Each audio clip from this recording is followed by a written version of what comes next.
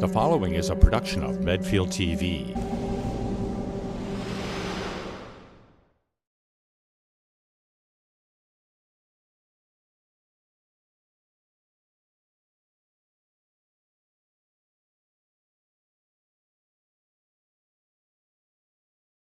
But the first thing I wanted to say to you is I want you to know that you're not alone.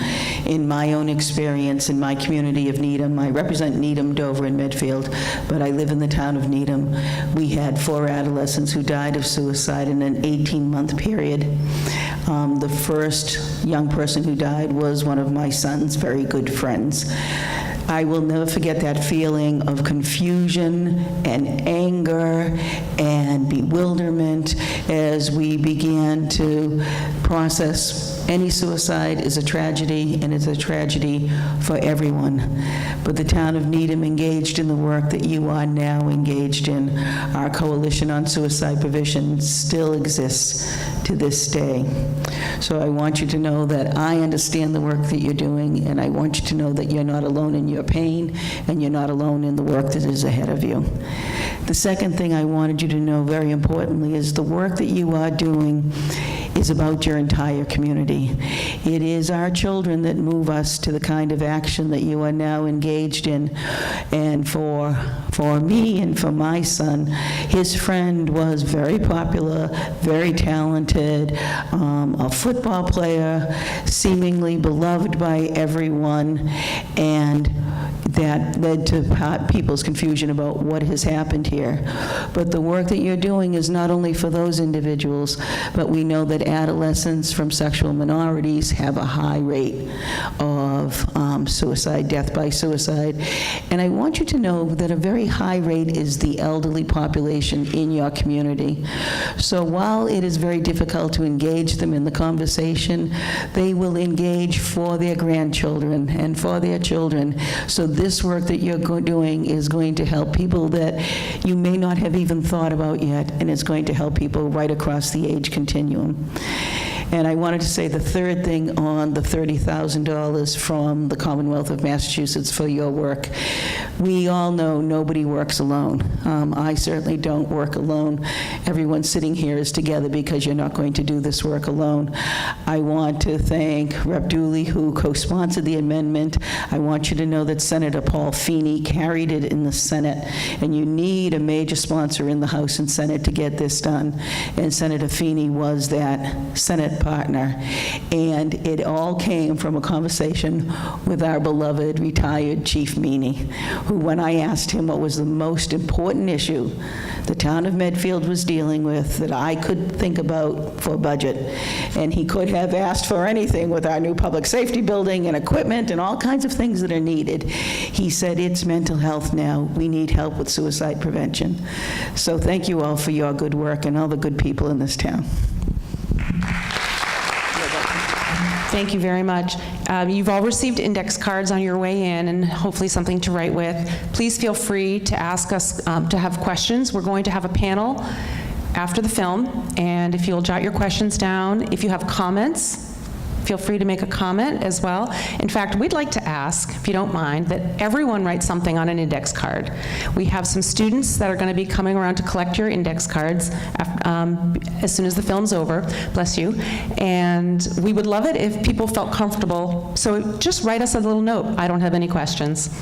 That's fine. You can write, I don't have any questions or comments. But if everybody writes something, it'll make it a little more comforting for everyone who does have a question to feel like they can write something down and pass their card in. And just pass them face down so that everything remains anonymous. We appreciate you doing that. The subject of suicide can be especially difficult for some. And although tonight's movie and follow-up panel is focused on hope, we do understand that some people might need to step out. It's completely okay. We just hope that you'll rejoin us as soon as you're ready. I also want you to know we have mental health professionals available if anyone needs to speak with someone about emotions that you're feeling this evening. And Chelsea Goldstein-Walsh is in the back. Chelsea, if you'll just wave your hand. If you just turn and look, Chelsea's going to be back there. So if at any time this evening you need support personally for yourself or someone who's with you here, feel free to reach out to Chelsea. And without any further ado, suicide, the ripple effect. If if you would take a moment and take the index card that you received on your way in, and do one of three things. Either write a question that you have that you'd like answered. We have people that can answer any type of question you'd like. Write a comment if you'd rather do that.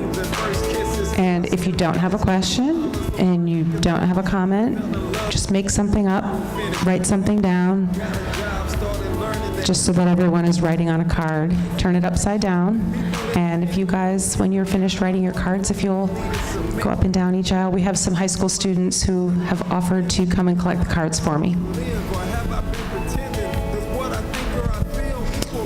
And at this time, I'd like to ask our panelists to come up. We have Tanya Snyder from Interface. You all received an Interface card when you came in. It's the larger card with information. So Tanya will be here to answer questions about services for people in Medfield. Nancy Ginty is here from Riverside Trauma Center. She can answer any questions about mental illness or about suicide or questions related to that. And we have Dawn Alcott from Medfield Youth Outreach. Dawn works with families within the community, and she's a great resource for all things possible in Medfield. While we're finishing up with the cards, I just wanted to extend a great thank you to one of our coalition members. Anna Mae O'Shea Brooke is the person who really went to town and brought this production here to our community. So a round of applause for the work that Anna Mae did to bring that. Thank you so much. So I would like to ask you guys if you wouldn't mind just very briefly where the organization you represent and what your role is there.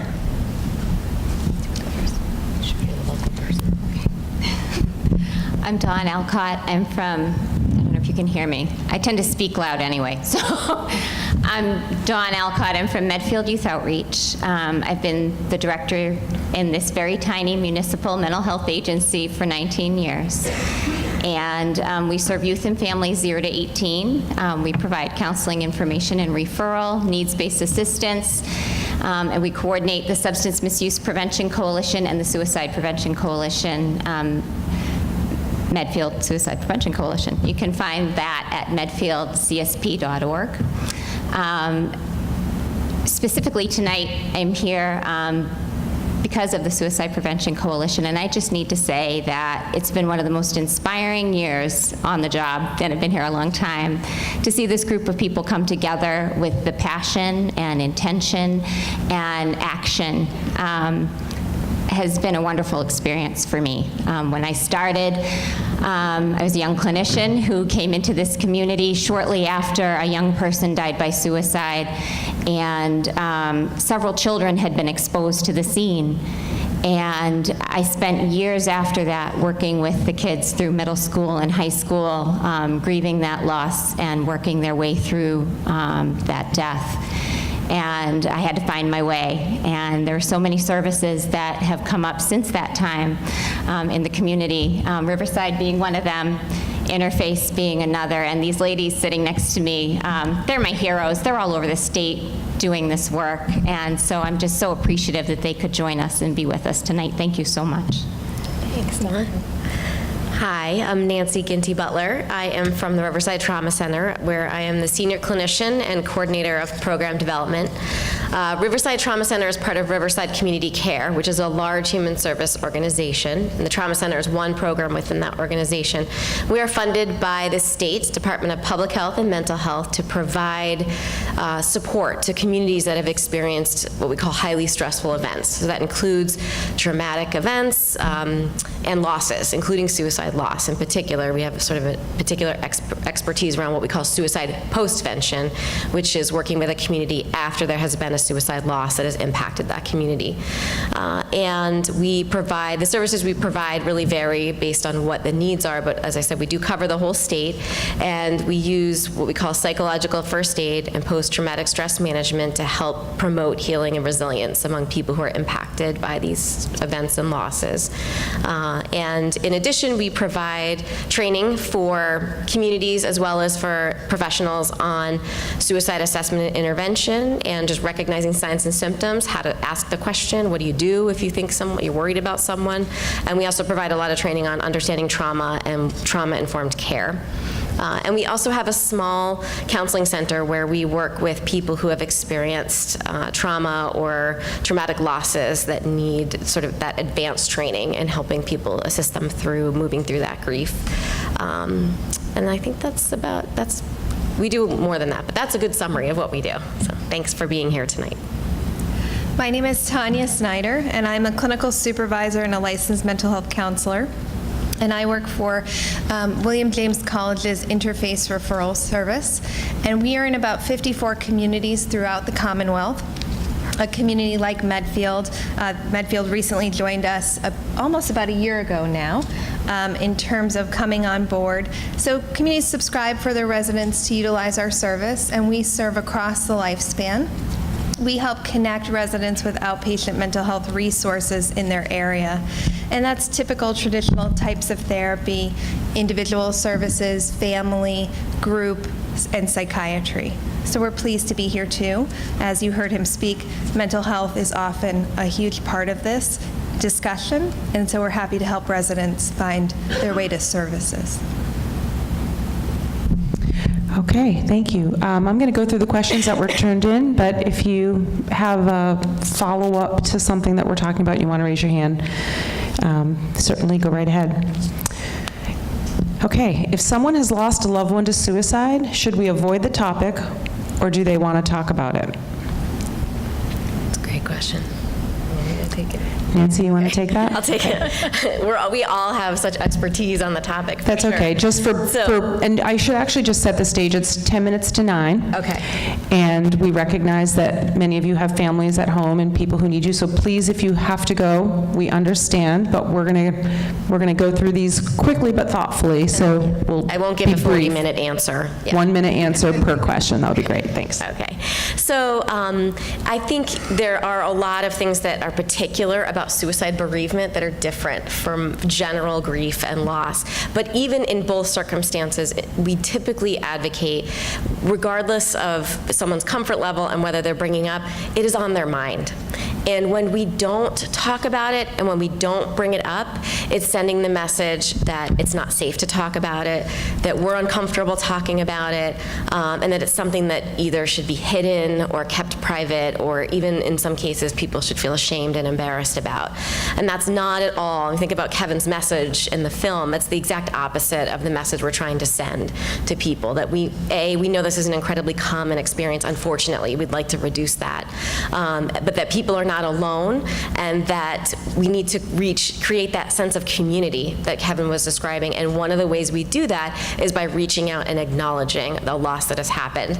If a person doesn't want to talk about it, then they have the opportunity to say, actually, I don't want to talk about it today, and that's okay.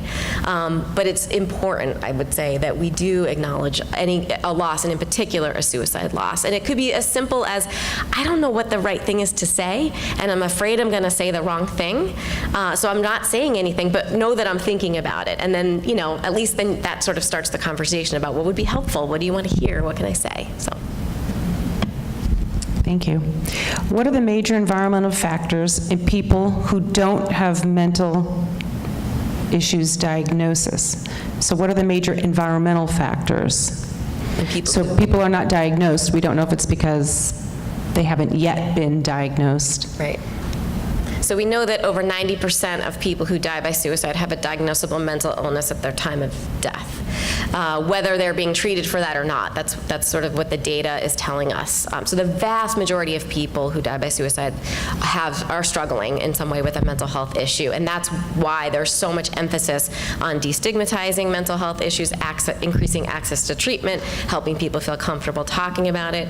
But that 10%-ish that's been studied about that sort of might bring someone to that point where they feel that suicide is their only option out of that whatever psychological pain they're experiencing.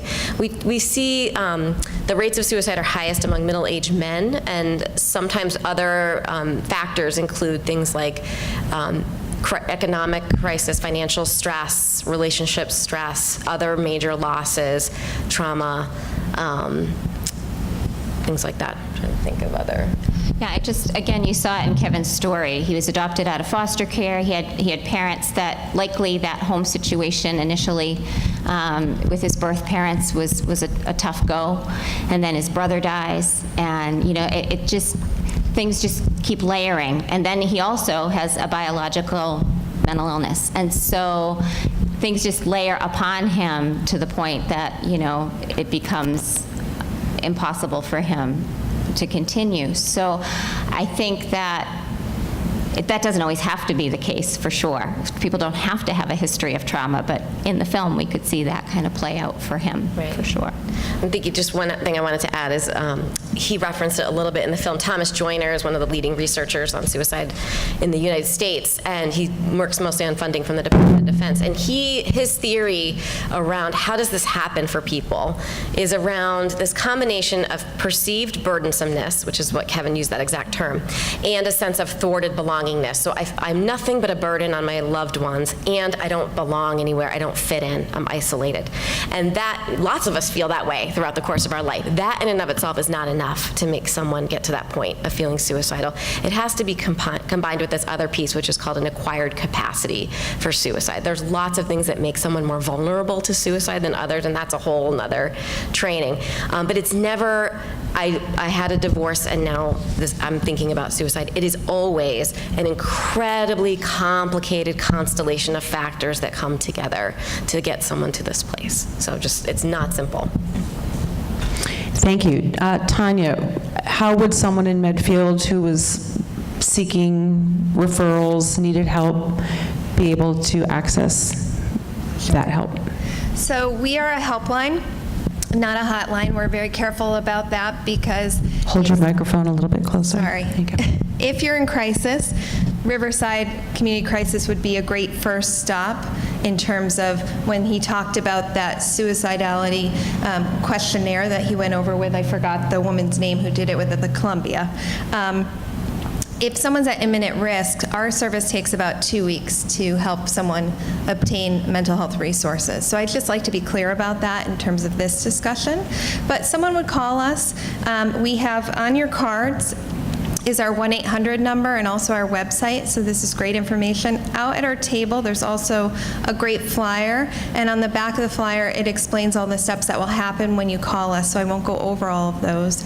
But you can call us Monday through Friday, 9 to 5, and you get connected with someone like myself or a student at our graduate school in professional psychology. They're all master's prepared, and we do a brief intake over the phone with the caller. It takes about 20 minutes. From that, we cultivate our database of resources to try to find a provider who meets your needs, takes your insurance, is available when you're available, and in a location you can get to. And we seek to make a match with providers who meet all those criteria. We give you their name once we find providers that seem to be a good fit, and we ask that you reach out to schedule the appointment. As I mentioned, we aim to have 2 matches within 2 weeks so that you have some options to consider.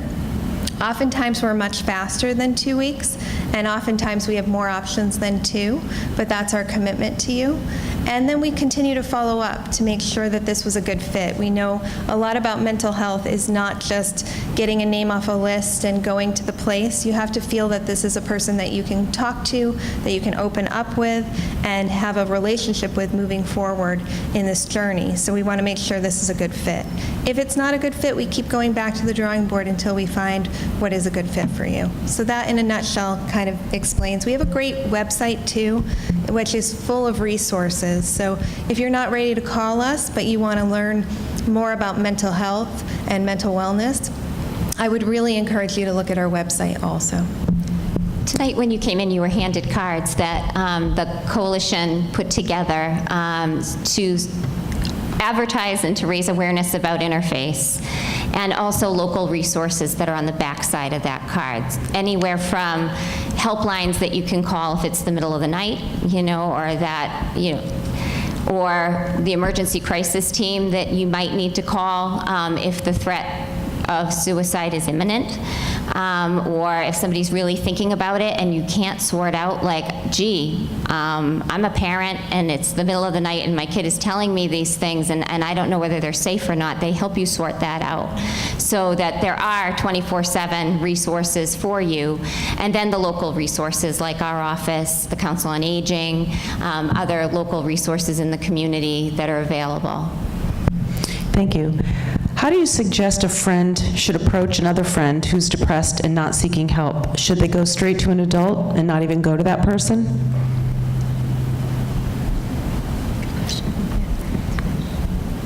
Could you read it? Read it again? Yep.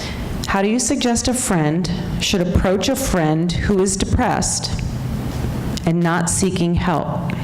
Should they go straight to an adult and not even go to the friend? Okay. What would you want? Is what I would ask. What would you want if you were sitting across from yourself? What would you want? You'd want somebody to come to you first, I would imagine. You wouldn't want someone going to an adult first. I think that there is a range. I don't know what the person had in mind who asked the question, and we're certainly available to answer and talk more afterwards. But if that person, you were just suspecting they were depressed, you had not had the conversation before, and like you didn't find other clues or signs or things that led this to like a crisis point, go to the person and ask them how they're feeling. Tell them what you've observed and why you wonder if they might be depressed. You're not going to make them depressed by asking the question. You know, they likely will tell you because they've been waiting for somebody to reach out and notice and ask and talk with them. Past that point, I might say to that person, you know, like depending on what they tell you, you might offer to go with them to somebody with more skills, you know, in life, an adult, you know, and an adult maybe of their choosing, you know, not taking the power away from the person, but giving them some power and control in the situation about how it might be handled, depending on the level of need and severity, and whether or not the person is depressed or maybe just having a bad day. You know, sometimes we're reading things that aren't there, but typically, you know, if somebody's asking this question tonight, maybe they have somebody in mind they're concerned about. So if you'd want to talk to us afterwards, by all means. I just want to add, too, that first of all, assuming that we're not talking about someone that we're imminently worried about, that would sort of push it into a different category, especially if this is a young person. If they're saying things online or making statements to you that are sort of like, I don't want to wait, I want to go to sleep and not wake up, don't worry, you won't have to worry about me much longer. That is a situation that you want to push to adults more quickly. But in any other circumstance, and this goes across the across the lifespan, we often don't approach people directly because we're afraid we're going to upset them, make it worse, or make them angry, make them angry with us or do the wrong thing. And because we have this pressure on ourselves that our role in approaching them is that we're supposed to fix it. And if we can just reframe that a little bit and think about what people need most in that situation is just to know you're there for them and to be heard. Kevin kind of talked about that a bit too, and that sometimes it's not about talking, it's about listening. And that when you approach someone and you ask them a question and you're asking if they're okay, your job then is to sit back and listen. It's not even to tell them what you think should happen and what they're supposed to do. You don't have to do any of that. It's really just about listening and being curious and asking questions. That's what's helpful to people in that situation. Following up with that, when you ask someone if they're okay and they say yes, should you believe them? It's a tricky one. Keep going. Yeah. I think we wonder about that as clinicians too, sometimes. I think a lot of other things depend. Like Nancy's saying, if their Facebook is saying one thing and they're telling you, no, I'm good, I got it, I'm fine, and they're vastly different stories being told, if you have a reason to disbelieve them, then disbelieve them. And when I'm really on my game, this is hard to do in the moment when you're worried and you're concerned, I try not to ask yes or no questions. So are you okay is a yes or no question, but it's maybe asking instead, tell me what's going on for you. Where are things for you? What's happening? What's going on? Those kinds of questions will get you more information, different from those yes or no questions. Again, that's hard to do when you're in the moment, but if you ask, are you okay? And then you realize, I'm not sure I'm comfortable with the answer, then you can turn it into, well, tell me more about what's happening. Tell me how you're okay. What's going okay? So there's always ways to continue that conversation further to get more information. And I would just add that Columbia tool, I think people, even when we're sort of talking with new students in our call center, they get nervous asking directly, and I think it's important to ask directly if you have those concerns. So if the person says, yes, I'm fine, but your sense is they don't look fine, they don't feel fine, they don't sound fine, it's okay to ask directly, are you thinking about hurting yourself? I'm worried about you. Are you thinking about that? So I think it's okay to be direct in what we're asking if we have concerns or questions. I was just going to add one thing we teach in the QPR training, which is the suicide prevention training for people, is that it's okay to ask, are you thinking of hurting yourself? But if you are worried that someone is also thinking about suicide, it's really important that you use the specific words too. So it's okay to say, are you thinking of hurting yourself? But then you also need to think, are you thinking about suicide? Are you feeling sometimes like you want to go to sleep and not wake up? And really specific about that. So just to point that out. Great.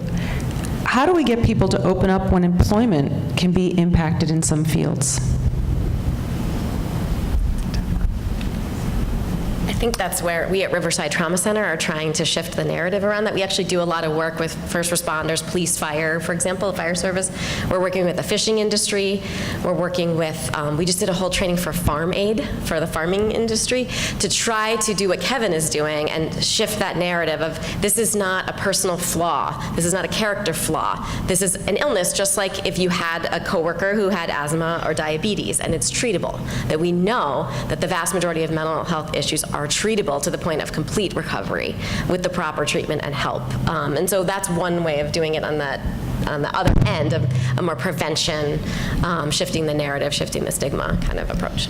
So continuing to talk about suicide as a treatable condition is one of the best things that we can do to make it demystify.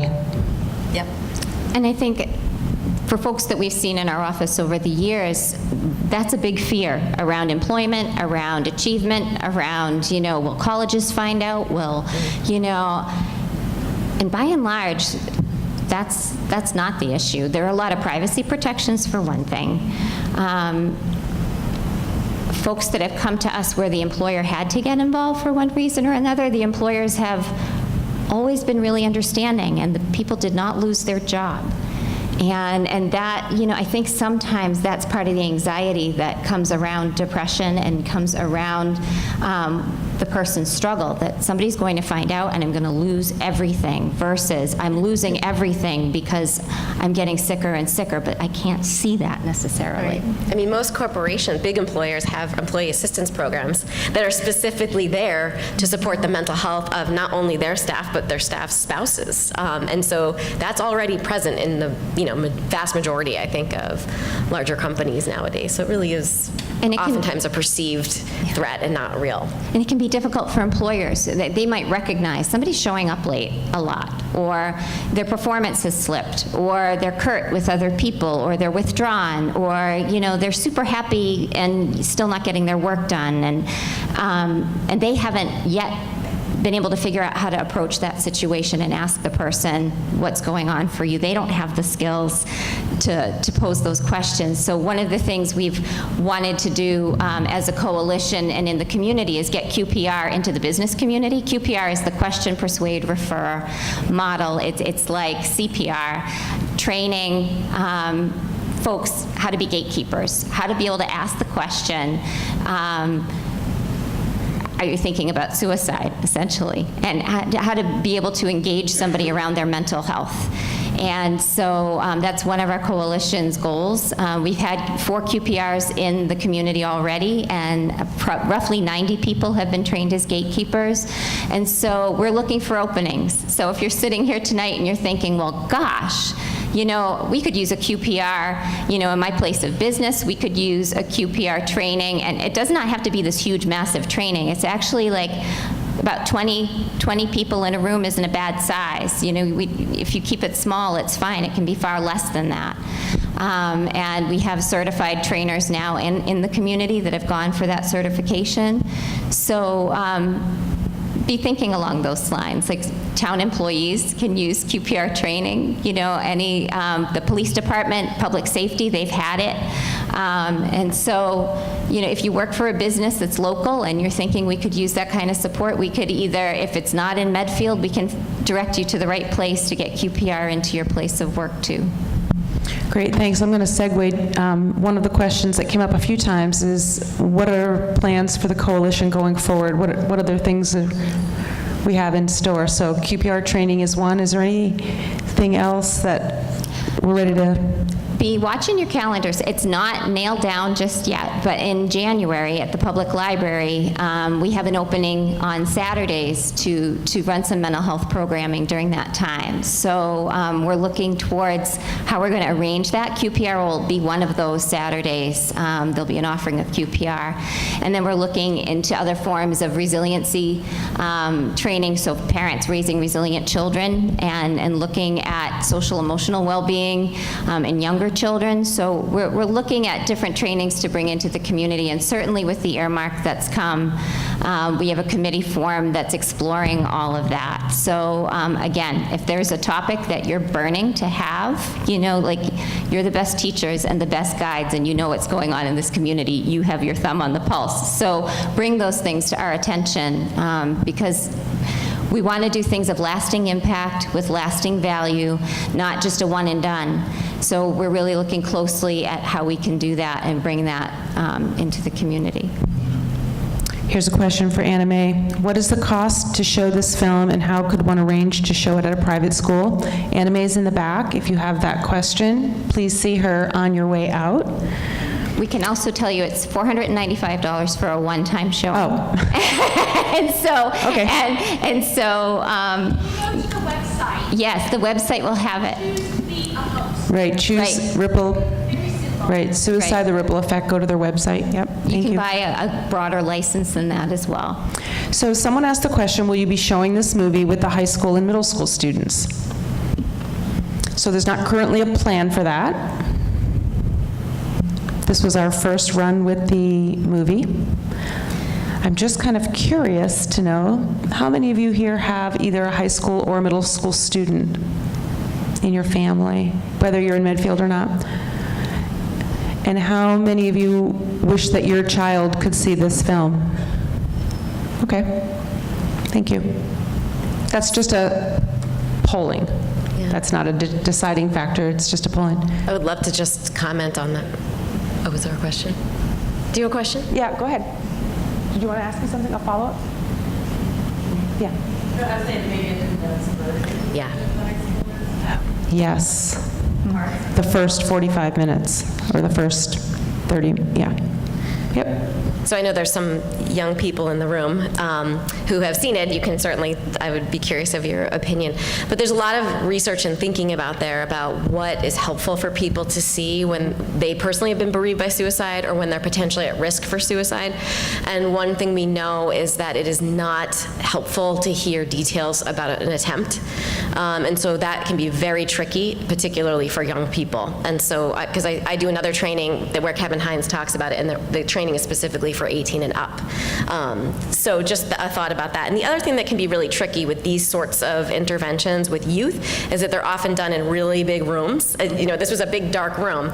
And if someone is having a reaction or struggling or needing support, there really isn't a way for the school personnel to be able to respond individually to people or even to sort out who that is. And so that's why oftentimes, particularly around this issue, schools do not use assembly-style conversations or interventions to talk about the issue. And I just think it's important to share that, because a lot of times there's frustration in communities about why are we not talking about this with the students. Among students, they get very frustrated, understandably, about why are we not having a bigger conversation about this. And it's about that piece of it's not always safe to have a conversation with a large group. So instead, we try to do it in smaller groups. So. Before the showing tonight, we had, many people ask, do we bring our children with us? And I said, well, that's okay. If you're coming with your high school student and they're with you, you have something to talk about afterwards. Right. But I would not just pull up the car and send them out alone. Right. Like have Parents have an adult come too. So. Parents always know best. There was a question. Are younger and younger, are the numbers of young? Sorry, there was a hand. Yes. Question. So the QPR concept is such a great tool. Do you bring that into the middle school and high school? I just think that the QPR concept is such a great tool, and I'm wondering if there's a possibility, or if there already have efforts been made to bring that into the middle school, or especially the high school, because I think people don't quite know even how to talk about it, or how to, they have a feeling somebody isn't doing well and something is going on, but they don't know how to Absolutely. ask. So is there So a plan? one of the things we do at Riverside Trauma Center is we support school communities in particular with best practices for how to prevent other suicide losses from happening. And QPR in particular isn't the greatest tool for teaching young people, but there is another tool called the Signs of Suicide program. And a lot of communities around here use it, and it is a teaching tool that can be done in one class session. There's a video component, a discussion component, and then a screening component where students take a questionnaire. And it teaches instead of QPR, it's Acknowledge, Care, Tell, Act. So they teach students to acknowledge with a friend that they notice something's going on, to show that they care, and then to say, we need to go talk to an adult. And so it's not just about suicide, it's about a range of issues where that tool is useful. But it's about shifting the culture from, we don't tell adults what's going on here, into we openly talk about when we're worried about someone, and then we think about what trusted adult can we talk to. So that's coming. And Medfield has it. Medfield has it. So they have, was it 7th? So I'm just going to introduce Dave Worthley, who is our social emotional learning director, and he's going to just address the Signs of Suicide program that we run in the community. Oh, great. Hi. So yeah, we do the signs of suicide in grades 7, 9, and 12. The 12th grade one is more, it's called the Act 2, so it really kind of goes then into what to do when the kids are going off to college and to deal with the next stuff when the kids are out of the house. So it's pretty successful. We also have the Samaritans come in and do a 7th grade parent night around suicide prevention and information and that kind of thing. Our guidance staff goes into the classroom. They hit every classroom on every one of those grades, and we go from there. So we really are pretty active in that regard as well. If you couldn't hear that, Superintendent Marsden just said that last year all of the teachers in the district were trained at QPR. And so many things have changed. Like, I've been here a long time, and I used to be the only gig in town. So, there were 4,000 kids in the community. Not all of them are in the public schools yet. They're growing.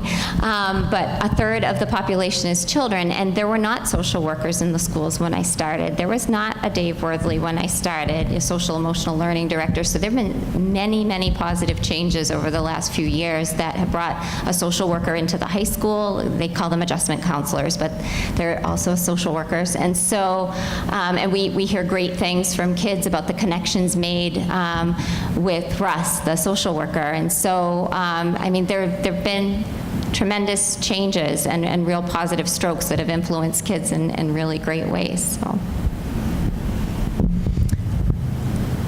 Are there increasing numbers of young people that are dealing with suicide today?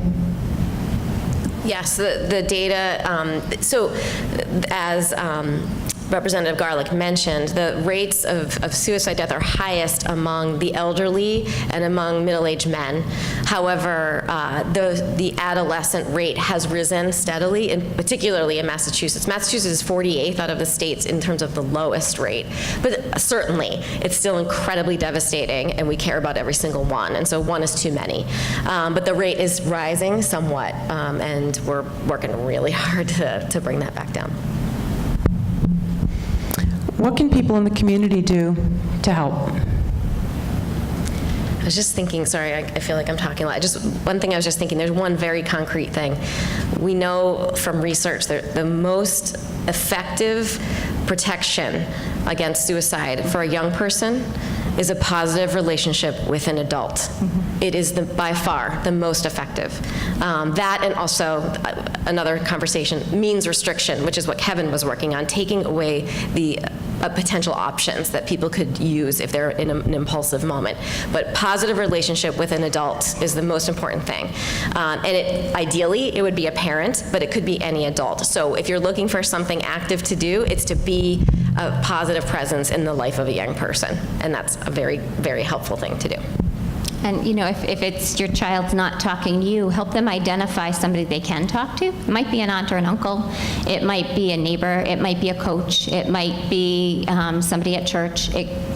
Wherever they connect in Scouts or wherever with a trusted adult, and then nurture those bonds. Like if there's somebody they really look up to, make sure that person knows that they really look up to them, and grow that connection, because it's truly important. That's what we seek to be at Youth Outreach, another safe, trusted adult, another face that kids can come to when they have a need. So.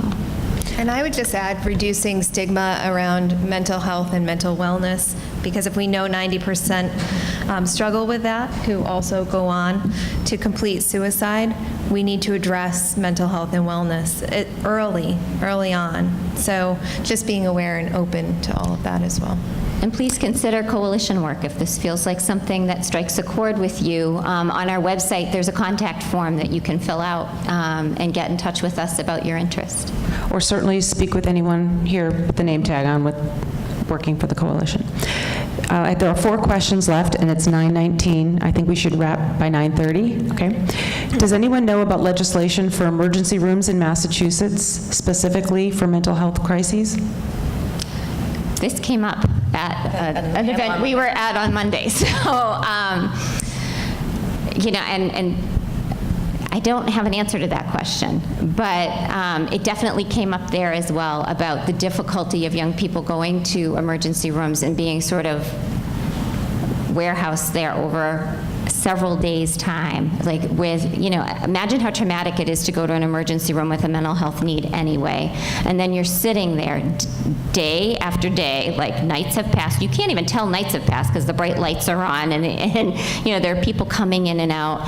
And it's so much more disabling and so much more traumatic. So I know that Riverside has done a lot to try to eliminate that emergency room visit if you can, you know, to have the evaluations come out to the community and evaluate the kids right at the school, or right at, like we've had them done right at our office, or right at somebody's home, or at, you know, a safe location, sometimes the police department if they're there, to eliminate that initial emergency room visit and to make things smoother and easier. And there are many more services that have come into play over the years where kids don't have to go to a hospital but can go somewhere to be observed, not in a locked unit, but they can go to a special program to be observed and to kind of get back on their feet again, versus hospitalization. So there are different levels of care, but really it starts with that crisis evaluation, and it doesn't have to be done always in a hospital setting.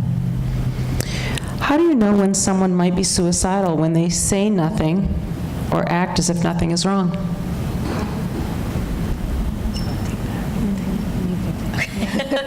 Okay. So the majority of time, people do not say that they are feeling that way. Kevin talked about that a lot. People don't feel like, you know, Kevin, I want to help you, and he said he had that opportunity and he couldn't say it. And that's very common. It's more often than not that people don't say it. And so there are many different kinds of signs. There's probably an endless list of signs. But I think what we talk about the most is looking for changes. Any kind of change, where maybe someone was involved in all kinds of activities and suddenly you haven't seen them in a while. Or the other way around, someone has been really low and suddenly they're really, really happy, and we want to be happy for someone when that happens, but any kind of significant change is maybe a time to sort of wonder. Also, really concrete signs would be giving things away, getting affairs in order, saying goodbyes, saying, sort of those kinds of things. Trying to think of other more concrete examples off the top of my head. But really just, looking at someone who's not engaging or functioning at a level that they at one point were, was. That's probably a clear sign. Would you add to that? How do you convince someone to get help who thinks they have enough skills based on many years of counseling? I don't understand the question. What was the question? How do you convince someone to get help How do you convince someone? who thinks they have skills because of many years of counseling? So I think that goes back to that idea of sometimes it's not our job to fix it, and that what people really need is just to be heard. And so rather than trying to convince someone or tell, I would go a different direction and say, well, tell me how things are for you, and tell me what's happening and what this is like. And through that, sometimes they might drop little nuggets around how things aren't going so well, or places where they're struggling. And that's where you can start to point that out gently of, gosh, I hear you saying that things are going really well, and I'm also noticing these other things over here.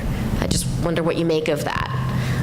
So asking questions and being curious tends to be a lot more effective than trying to convince somebody, in lots of different topics besides this one, right? Yeah, the word convince stuck out to me. There are a lot of models out there now. There's the RAP recovery model. You can Google that and look it up, where it's consumers that are meeting, mental health consumers that are meeting together and supporting one another and helping each other along the way. And sometimes folks who have been through a lot of therapy, it stops being therapeutic at a point. And they find some of these recovery models to be useful where they find community and they find support with other folks that have journeyed a similar journey and can point out to them more readily, I don't think you're doing so hot. I think you better, you really do need to re-enter treatment. And so we were really fortunate to have an intern that had us purchase the materials for the RAP recovery model and learn a little bit about it. So I'd be happy to talk about it afterwards. I just also thought his comment around having skills, now he goes and speaks to lots of people, and he seems to have his own, skills that he was talking about in terms of how he stays in a place where he's not considering suicide actively, but still he talked about still struggling with that. So I think just honoring that it can be both and too, not either or. Yeah. 2 questions, 5 minutes. How do you think recent high-profile suicides, celebrities, have impacted the cause of suicide awareness prevention? I haven't heard from the more recent deaths, but there is data coming out right now about last year, Aaron Hernandez's death, and there were 2 musician deaths over the summer, and the data is showing that there was a spike in attempt rates and in Google searching, particularly around method and things like that. So it does look like, we know that when, they talked about Robin Williams in the movie, we know that when people are exposed to those kinds of events, it can increase someone's risk. But it's not just anyone's risk. We're talking about people who are already in some way vulnerable. So it goes right back to those early principles of, are we having relationships? Do they have a relationship with a positive relationship with an adult? Are they connected in some way? Do they have access to services? Are we reducing the stigma and shame? That's, ways to sort of counter that. And I think, seeing how the media reported on some of the more recent deaths, I think the more training we do with our media about the best practices and the way to discuss suicide, and this can be with our local media, and that's all posted on the American...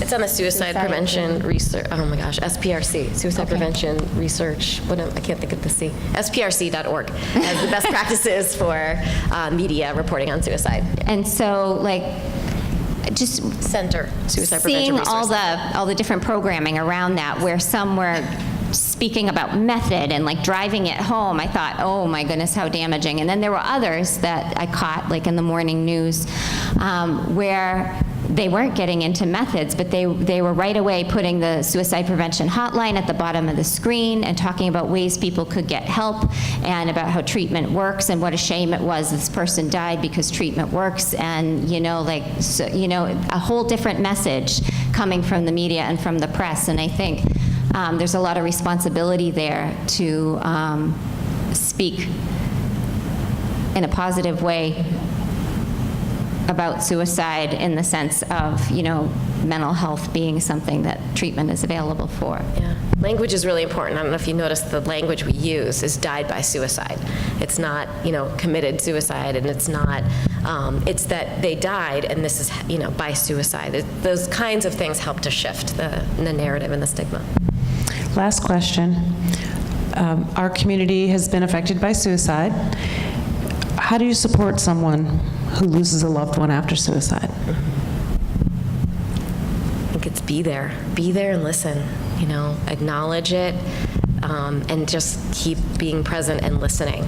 We can't fix it. I do a lot of work with suicide loss survivors, and they talk about how one of the things that people will often do is they will come to them and talk about how they're so upset, that their friends will come to them and talk about how devastated they are.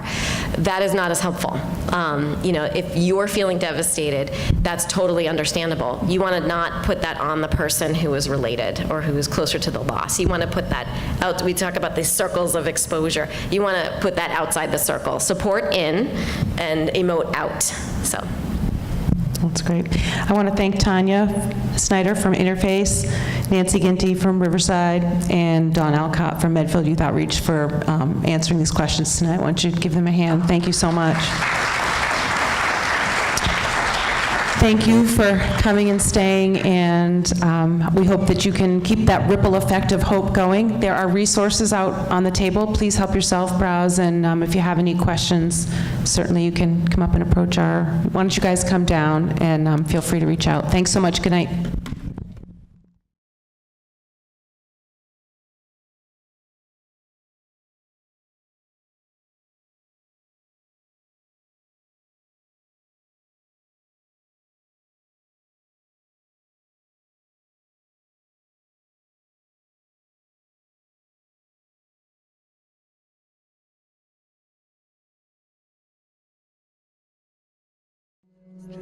The preceding was a production of Medfield TV.